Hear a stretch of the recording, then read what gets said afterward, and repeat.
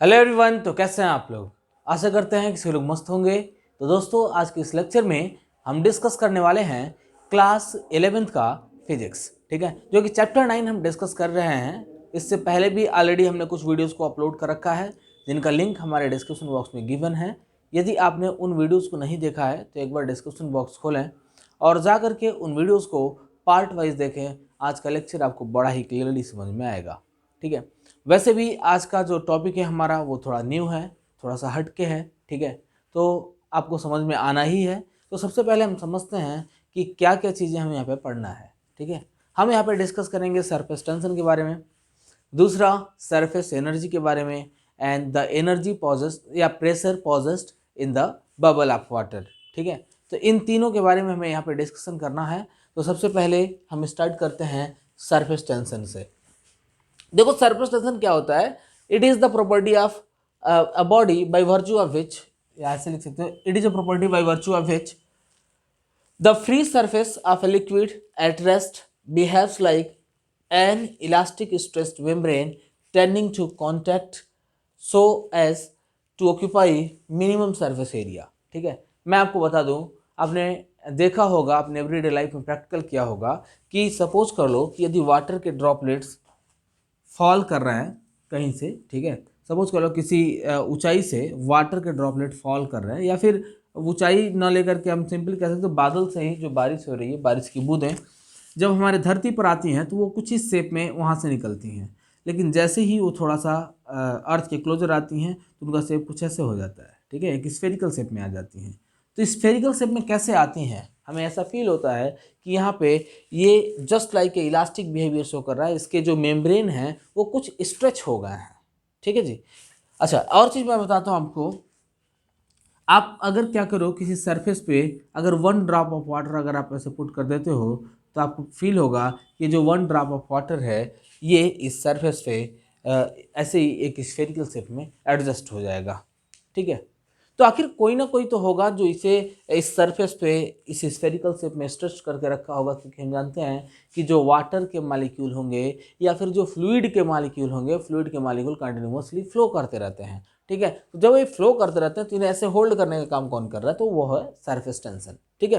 तो surface tension आपने समझ लिया होगा कि सरफेस टेंशन क्या है। तो हमने बताया आपको कि ये किसी भी मतलब फ्लूइड का वह प्रॉपर्टी होता है जिसकी हेल्प से फ्लूइड अपने सरफेस को स्ट्रेच करके रख सकता है, ठीक है। वैसे भी यदि आप देखें तो ये दो शब्दों से मिलकर के बना हुआ है, पहला हो गया सरफेस और दूसरा टेंशन, ठीक है। यानी इसके सरफेस पे लगने वाला टेंशन सरफेस टेंशन कहलाता है, जिससे इसका सरफेस एरिया मिनिमम हो सके, ठीक है। आइए आगे बढ़ते हैं। देखो, यहाँ पे हमने एक कंटेनर ले लिया, इस कंटेनर में हमने एक फ्लूइड ले रखा है। सपोज कर लो यहाँ पे हमने ऐसे कुछ फ्लूइड लिया हुआ है,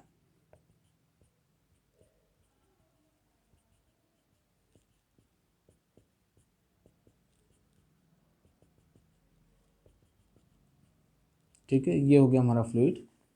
इस फ्लूइड में ऐसे, ये मान लो ये हमारा फ्लूइड हो गया, ठीक है। इस फ्लूइड में देखें, हम सपोज करते हैं कि इसका जो थिकनेस है, यानी कि इस फ्लूइड का जो जो कि लेंथ हम एल से रिप्रेजेंट करते हैं, ठीक है। देखो, जनरली इसमें लगने वाले जो फोर्सेस होंगे, जो अट्रैक्टिव फोर्सेस होंगे, इंटरमॉलिक्यूलर अट्रैक्शन जो होगा वो इस एल के डायरेक्टली प्रोपोर्शनल होगा, ठीक है। एल जितना ही ज़्यादा होगा इसमें उतना ही ज़्यादा फोर्स लगेगा।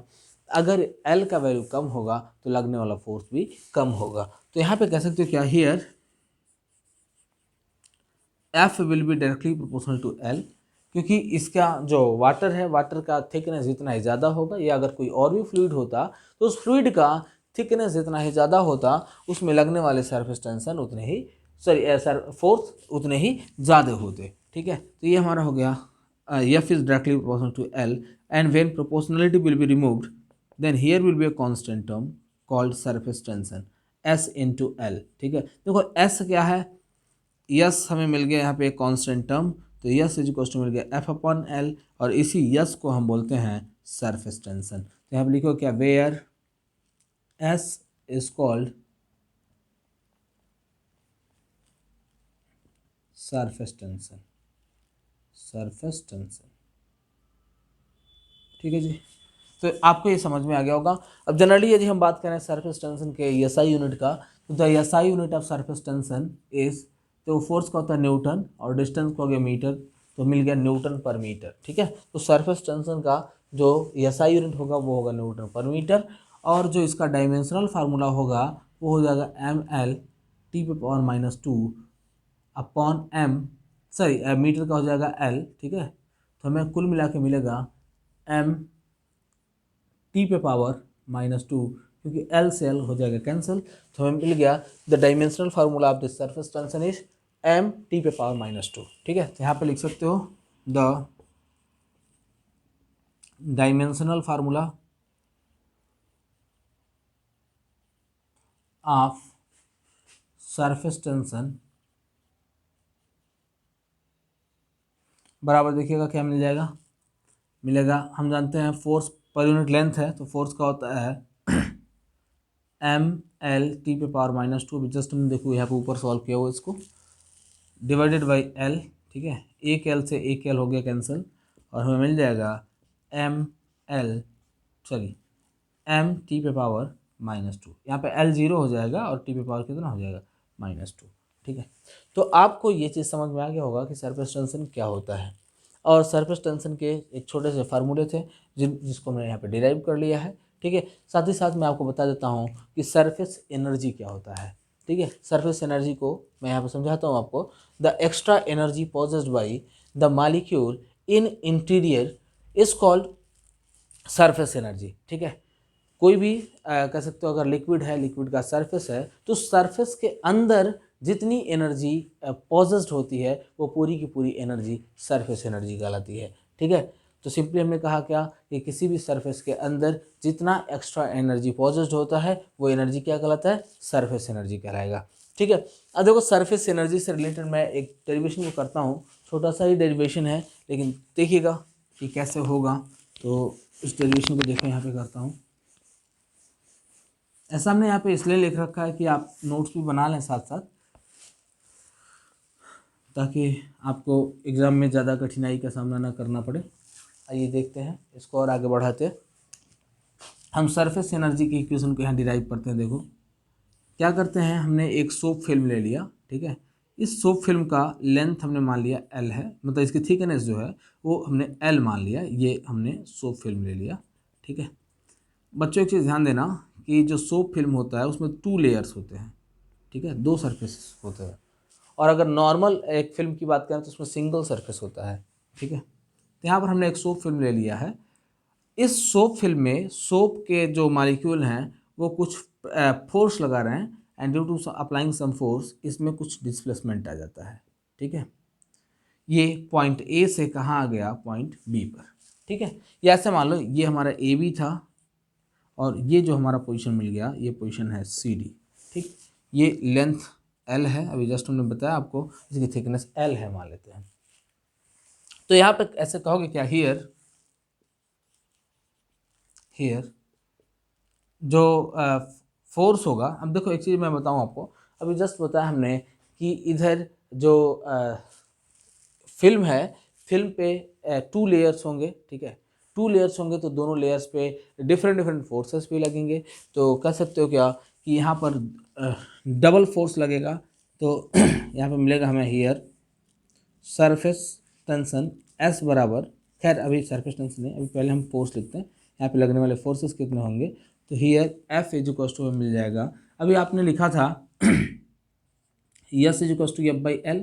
ठीक है, तो इसको क्या कर सकते हो, इधर भेज सकते हो, तो S × L हो जाएगा। लेकिन जब इसमें 2 फिल्म है तो दोनों फिल्म पे 2 सरफेस टेंशन होगा। 2 सरफेस टेंशन के लिए हम क्या करेंगे, यहाँ पे 2 से मल्टीप्लाई कर लिया, और इधर भी 2 से मल्टीप्लाई कर लिया, तो F = हमें ये फार्मूला मिल जाएगा 2S × L। ठीक है, तो यहाँ पर लिखते हैं क्या, F = 2S × L। बच्चों समझ में आ गया होगा कि F = 2S × L कहाँ से है, क्योंकि इसके पास 2 सरफेस एरिया होता है। अगर हम बात करते हैं सोप बबल की, तो इसलिए हमने यहाँ पर लिखा 2S × L। आगे बढ़ते हैं। एंड देखो यहाँ पर कितना एरिया डिस्प्लेस हुआ, इस एरिया को फाइंड करते हैं। देखो जनरली यदि हम सरफेस एनर्जी की फार्मूला की बात करें, सरफेस एनर्जी बराबर होता है सरफेस एनर्जी हो गया work done per unit increased area, यहाँ पे लिखते हैं increased area.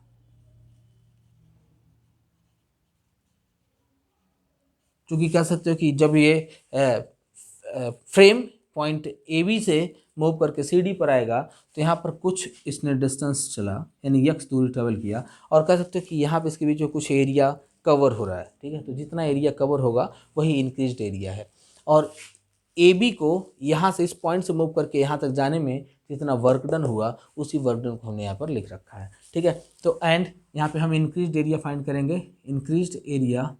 Increased surface area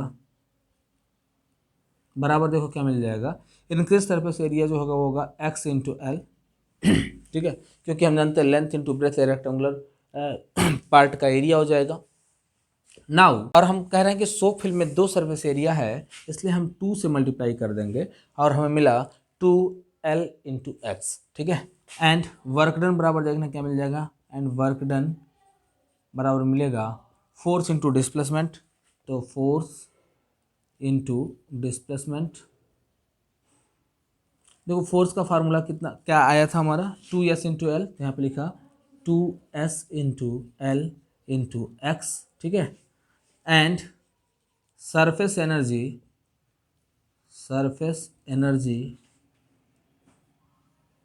बराबर मिला वर्क डन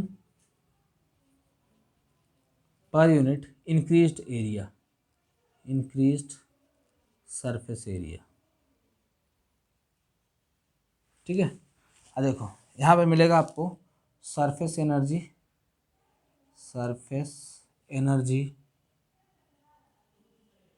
बराबर वर्क डन का देखिएगा फार्मूला हमने यहाँ पे फाइंड किया हुआ है, तो इस वर्क डन के फार्मूले को यहाँ पे रख देंगे 2s into L into x whole divided by जो इंक्रीज सरफेस एरिया इसके भी फार्मूले को हमने यहाँ पे निकाला है, ठीक है। यहाँ पे लिख देंगे 2l इंटू एक्स, यहाँ पे x कटा और 2l से 2l कट जाएगा और हमें मिल गया s, ठीक है।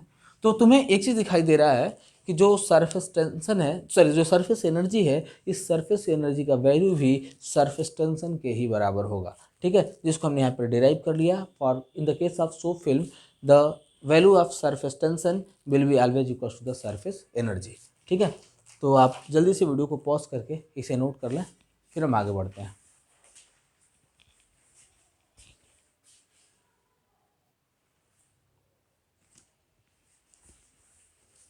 Now our next topic is excess pressure inside a liquid drop, ठीक है। यहाँ पर सपोज कर लो कि हमने एक लिक्विड ड्रॉप ले रखा है, ठीक है। इस लिक्विड ड्रॉप का सेंटर से लेकर के सरफेस तक का जो डिस्टेंस है इसको हमने कैपिटल R से रिप्रेजेंट किया। इसके अंदर, इस लिक्विड के ड्रॉप के अंदर कुछ प्रेशर एक्सर्ट हो रहा है, and due to exerting some pressure इसका जो साइज है वो थोड़ा बिगर हो जाता है, ठीक है। तो हमने यहाँ पे क्या किया, इसके साइज को थोड़ा बिगर कर दिया। ये देखिए इसमें सपोज करते हैं कि इसमें dr चेंजिंग आई, ठीक है। यहाँ से यहाँ तक का जो दूरी है इसको हम dr कंसिडर कर लेते हैं, ये हो गया dr। तो कह सकते हो the surface area of liquid drop, the surface area of liquid drop is equal to क्या मिल जाएगा हमें, 4πr², ठीक है। तो the surface area of liquid drop is equal to हमें मिल गया 4πr²। और आगे बढ़ते हैं, and the surface area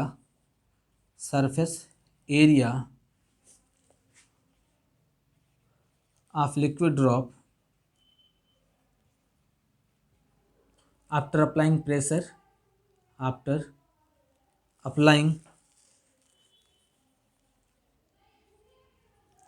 pressure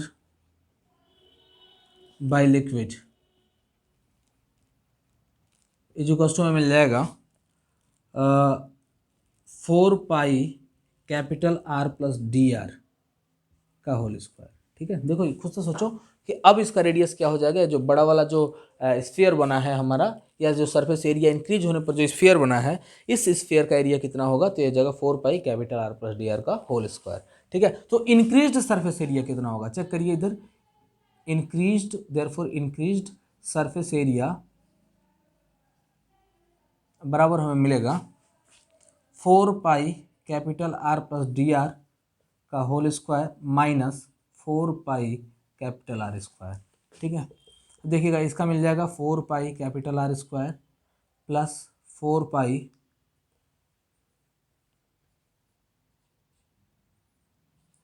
D R का स्क्वायर। खैर अभी 4 पाई को ऐसे ही रहने देते हैं, ठीक है, इसको स्क्वायर कर लेते हैं, अंदर वाले टर्म को स्क्वायर कर लेते हैं, फिर लास्ट में मल्टीप्लाई कर लेंगे। तो R square plus D R square plus 2 R D R, आपने पढ़ा होगा ए प्लस बी का whole square A square plus B square plus 2 A B. ठीक है, मिला, फिर है माइनस 4 पाई आर स्क्वायर, तो 4 पाई आर स्क्वायर लिख दिया हमने। इसको और आगे बढ़ाते हैं, 4 पाई कैपिटल आर स्क्वायर। अच्छा एक चीज़ और ध्यान देना, ये जो डी आर जो टर्म था, डी आर ऑलरेडी बहुत छोटा था, डिफरेंशियल वैल्यू है तो बहुत छोटा वैल्यू है, इसको जब हम स्क्वायर करेंगे ये बहुत ही ज़्यादा छोटा हो जाएगा, यानी कि ये नेग्लिजिबल फॉर्म में आ जाएगा। ठीक है, तो यहाँ पर ऐसे लिख सकते हो क्या कि डी स्क्वायर जो है, डी आर स्क्वायर बहुत छोटा है, so it will be neglected. अभी मैं यहाँ पे लिख देता हूँ साइड में, और यहाँ पे मिलेगा 4 टू जा 8 pi R into D R minus 4 pi capital R square. यहाँ पे देखो ये जो टर्म है हमारा कैंसिल हो जाएगा, और यहाँ पे लिखते हैं क्या, since D R square is neglected. क्यों नेग्लेक्ट हुआ आपने समझ लिया, क्योंकि इसका साइज बहुत छोटा होगा या बहुत छोटी वैल्यू है, इस वजह से इसको नेग्लेक्ट कर देंगे। तो हमें इंक्रीज सरफेस एरिया मिल गया 8 pi R into D are. ठीक है, इससे और आगे बढ़ते हैं। अब हमें यहाँ पे फाइंड करना है एक्सेस प्रेशर। एक्सेस प्रेशर को निकालने के लिए हमें पहले वर्क डन निकालना पड़ेगा। तो यहाँ पे हम देखो वर्क डन निकालते हैं, एंड वर्क डन बराबर क्या मिलेगा, वर्क डन। अच्छा खुद से सोचो, यहाँ पे वर्क डन जो होगा हम जानते हैं फोर्स इंटू डिस्प्लेसमेंट के बराबर होता है, यानी वर्क डन बराबर होता है फोर्स इंटू डिस्प्लेसमेंट। ठीक है, फोर्स का फार्मूला हो जाएगा प्रेशर इंटू एरिया, तो यहाँ पे लिखा pressure into area into displacement. ठीक है, अब देखो प्रेशर कितना लग रहा है, तो प्रेशर को हमने P नाम दे दिया, P प्रेशर लग रहा है, इनटू, और सरफेस एरिया कितना था बच्चों, 4 पाई आर स्क्वायर था, तो 4 पाई आर स्क्वायर इनटू डिस्प्लेसमेंट कितना हुआ डी आर का, तो इसको हमने वर्क डन की जगह पे वर्क डन का फार्मूला बना लिया। एंड सरफेस एनर्जी बराबर होता है, सरफेस एनर्जी बराबर होता है वर्क डन अपॉन एरिया। ठीक है, इंक्रीज्ड एरिया सरफेस एनर्जी का फार्मूला होता है। तो सिंपली कह सकते हो क्या, यहाँ पे हमें मिल जाएगा वर्क डन बराबर हमें मिल जाएगा surface energy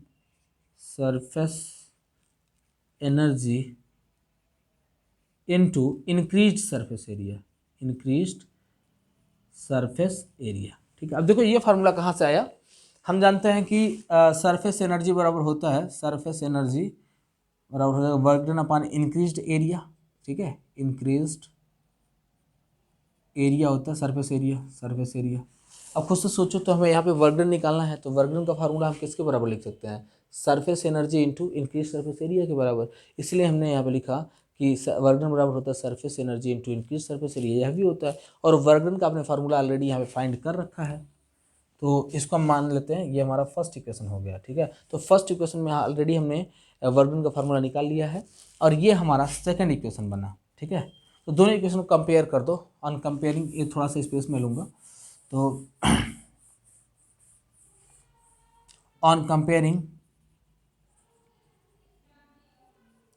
first and second equation we get, देखो हमें क्या मिल जाएगा, मिलेगा P into 4 pi capital R square into D R equals to, इधर देखो क्या मिल जाएगा आपको, सरफेस एनर्जी का S होता है इंटू इंक्रीज सरफेस एरिया भी आपने निकाला है 8 pi R into D are आया, इसलिए यहाँ पे लिख लेंगे 8 pi R into D are. ठीक है, देखो डी आर से डी आर कट गया, 4 पाई से 8 पाई कट गया 2 बार में, और एक आर से एक आर कट गया, तो हमें मिल जाएगा pressure equals to 2 N2 S upon R. ठीक है, तो excess pressure inside the liquid is equals to 2s into R. 2s क्या है? सरफेस एनर्जी या सरफेस टेंशन के बराबर भी लिख सकते हैं इस वैल्यू को, अपॉन आर। ठीक है, तो ये चीज़ आपको क्लियर हो गया होगा कि किसी लिक्विड ड्रॉप में या उसके अंदर कितना प्रेशर एक्सर्ट होता है। तो जल्दी से वीडियो को पॉज करके इसे नोट करें, फिर हम आगे बढ़ते हैं अपने अगले टॉपिक की ओर। और हमारा अगला टॉपिक है access pressure inside a soap bubble. ठीक है,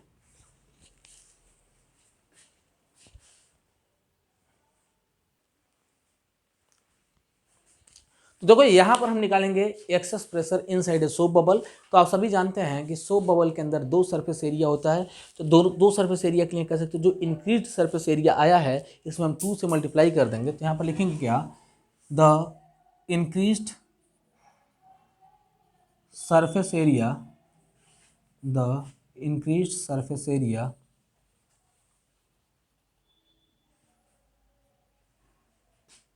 due to excess pressure inside a soap bubble। ठीक है, ये में क्या मिल जाएगा? इक्वल्स टू मिलेगा 2 इंटू 8πr इंटू dr। ठीक है, क्योंकि जो इंक्रीज सरफेस एरिया आया था वाटर के केस में उसका जस्ट डबल हो जाएगा। एंड वर्क डन का फार्मूला बिल्कुल सेम रहेगा। तो work done is equals to क्या मिलेगा हमें? Pressure into surface area into displacement. ठीक है, अब देखो बट यहाँ पे एक चीज़ और हम जानते हैं, वर्क डन बराबर होता है increase surface area into surface energy. तो यहाँ पे लिख सकते हो क्या? एस इंटू 2 इंटू 8, 2 8 16, यहाँ पर डायरेक्टली लिख देते हैं 16πr इंटू डी आर। ठीक है, खैर ऐसे छोड़ते हैं इसको ताकि कट करने में आसानी होगा। देखो 2 into 8πr into D are ऐसे ही रहने दिया। अच्छा, ये हमारा वर्गने का फार्मूला मिल गया। इसको हमने माना फर्स्ट इक्वेशन, इसको हमने मान लिया सेकंड इक्वेशन। ठीक है, जैसे उसमें आपने दोनों इक्वेशन कंपेयर किया था वैसे यहाँ पर भी दोनों इक्वेशन कंपेयर कर दोगे। तो on comparing first and second equation we get, देखना हमें क्या मिल जाएगा? हमें मिलेगा P into 4πr² into D R is equals to 2 4 जा 16 pi r into D R into S. देखो डी आर से डी आर कट गया, 4πr से 16πr कटा 4 बार में। ठीक है, और यहाँ पे एक आर बच जाएगा देखो, क्योंकि आर स्क्वायर यहाँ पे एक ही सिंगल आर दिया हुआ है। तो यहाँ पे मिला एक्सेस प्रेशर बराबर 4 इंटू एस अपॉन आर। ठीक है, तो excess pressure inside the soap bubble is equal to में मिल गया 4s अपॉन आर। और हमने जो लिक्विड के केस में, मतलब जनरल लिक्विड के केस में जो हमने एक्सेस प्रेशर निकाला था, जैसे वाटर के केस में जो निकाला था उसका वैल्यू आया था 2s अपॉन आर आया था। ठीक है, ऐसा यहाँ पे इसलिए हुआ क्योंकि सोप बबल में दो सरफेस एरिया होगा, तो इस वजह से यहाँ पे जो प्रेशर है प्रेशर में भी चेंजिंग आ गई और ये हमें मिल गया 4s into sorry upon R. ठीक है, तो जल्दी से आप इस वीडियो को पॉज करके इसे नोट कर लें, या फिर रुको यहीं पे थोड़ा सा जगह है, इस जगह में मैं आपको कैपिलरिटी समझा देता हूँ। और कैपिलरिटी के साथ ही ये आज का हमारा जो चैप्टर है ये पूरा चैप्टर खत्म हो जाएगा। ठीक है, देखो कैपिलरिटी मैं यहीं पे समझा देता हूँ आपको। कैपिलरिटी देखो जनरली यदि हम बात करते हैं इस कंटेनर की, इस कंटेनर में हमने एक लिक्विड ले रखा है। ठीक है, ये लिक्विड सपोज कर लो कि वाटर है। ठीक, थोड़ा स्पेस चाहिए तो इसे इरेज कर देना है।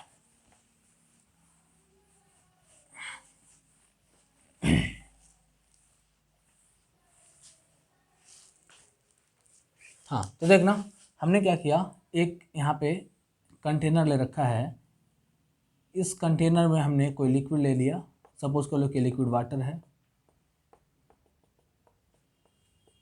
ये रहा वाटर। और एक दूसरा कंटेनर लिया हमने सिमिलर सरफेस एरिया का, और इसमें हमने मरकरी ले लिया है, इसमें हमने मरकरी ले लिया। ठीक है, यहाँ पे हमने वाटर लिया हुआ है और उस कंटेनर में हमने मरकरी ले लिया है। अब देखो एक बात और समझते हैं। एक कैपिलरी ट्यूब लेते हैं। कैपिलरी का मतलब होता है हेयर लाइक ट्यूब, ठीक है। एक कैपिलरी ट्यूब लेते हैं और उस कैपिलरी ट्यूब को इसके अंदर हम डालते हैं, ठीक है। और जैसे ही ये कैपिलरी ट्यूब इसके अंदर जाएगा तो आपको दिखाई देगा कि इस कैपिलरी ट्यूब में जो वाटर का लेवल है वो लेवल थोड़ा राइज हो जाएगा, थोड़ा ऊपर उठ जाएगा, ठीक है। कुछ इस वे में ऐसे राइज होगा। और यहाँ पर जो देख रहे हो जो टॉप मोस्ट होगा वो कुछ इस वे में सरफेस टेंशन के कारण अरेंज्ड होगा, ठीक है। तो यहाँ पर हमने देखा कि जो वाटर का लेवल है वो कैपिलरी ट्यूब में राइज कर जा रहा है, ठीक है। वैसे ही अगर हम इसी कैपिलरी ट्यूब को इस मरकरी में डालते हैं, ऐसे मरकरी में सपोज कर लो कि हम इसे पुट कर रहे हैं, तो आप देखोगे कि जनरली जिस लेवल तक मरकरी था यहाँ पे इसका लेवल उससे और ज़्यादा कम हो गया, यानी इस कैपिलरी ट्यूब में इस मरकरी का लेवल कम हो जाएगा, ठीक है। और कुछ इस वे में से डाउनिंग द ग्रुप, ये डाउनिंग पोजीशन में जा रहा है, ऐसे कुछ जा रहा है, ठीक है। तो हमें एक चीज़ पता चल गया कि यहाँ पर लिक्विड का राइज भी हो सकता है कैपिलरी ट्यूब में और लिक्विड का फॉल भी हो सकता है। तो यही कंडीशन, राइज और fall of liquid inside of the capillary tube is called capillarity, ठीक है। ऐसा क्यों हुआ इस चीज़ को भी मैं समझाता हूँ आपको। जनरली दो तरह के फोर्सेस होते हैं, एक होगा एडहेसिव फोर्स और दूसरा होता है कोहेसिव फोर्स, ठीक है। एडहेसिव फोर्स का मतलब क्या है कि जब किसी लिक्विड का दूसरे ऑब्जेक्ट के साथ अट्रैक्शन ज़्यादा होगा, मतलब वहाँ पे एडहेसिव फोर्सेस हैं। और यदि किसी लिक्विड में इंटरमॉलिक्यूलर अट्रैक्शन ज़्यादा हो in comparison of attracting towards the other material, तो उस कंडीशन में हम कहेंगे कि उसमें कोहेसिव फोर्स ज़्यादा होगा। तो यहाँ पे जो मरकरी होता है, मरकरी के अंदर कोहेसिव फोर्सेस ज़्यादा होते हैं ड्यू टू इंक्रीज, या ऐसे कह सकते हैं due to large amount of cohesive force inside of the mercury. यहाँ पे जो इसका लेवल है inside of the capillary tube वो डाउनिंग हो गया, क्योंकि ये अपने मालिक्यूल की तरफ अट्रैक्ट होना चाहेगा, ये कैपिलरी ट्यूब की तरफ ज़्यादा अट्रैक्ट नहीं होना चाहेगा। और जो वाटर है, वाटर के अंदर ज़्यादा कौन सा फोर्स होगा, इसके अंदर होगा एडहेसिव फोर्स। एडहेसिव फोर्स के कारण ये जो वाटर के मालिक्यूल हैं वो दूसरे मटेरियल की तरफ, यानी कि इस पाइप की तरफ ज़्यादा अट्रैक्टिव होंगे और इसका लेवल राइज कर जाएगा, ठीक है। तो आपने इन दोनों फोर्सेस को भी समझ लिया होगा। और हमने बताया आपको कि यही राइज या फॉल वाला जो कंडीशन है of liquid inside of A capillary tube, इसको हम कैपिलरिटी बोलते हैं, ठीक है। इसी प्रॉपर्टी को हम कैपिलरिटी कहते हैं। तो इसी के साथ साथ ये जो चैप्टर है हमारा फ्लूइड मैकेनिक्स ये समाप्त हुआ। मिलेंगे आपसे अगले वीडियो में एक नई एनर्जी के साथ, तब तक के लिए विदा लेंगे। और अगर आपको हमारा वीडियो पसंद आए तो इस वीडियो को लाइक करें, और हमारे चैनल पर नए हैं तो इस चैनल को सब्सक्राइब करें और बेल आइकन दबाना तो बिल्कुल भी ना भूलना। तो विदा लेते हैं, जय हिंद दोस्तों।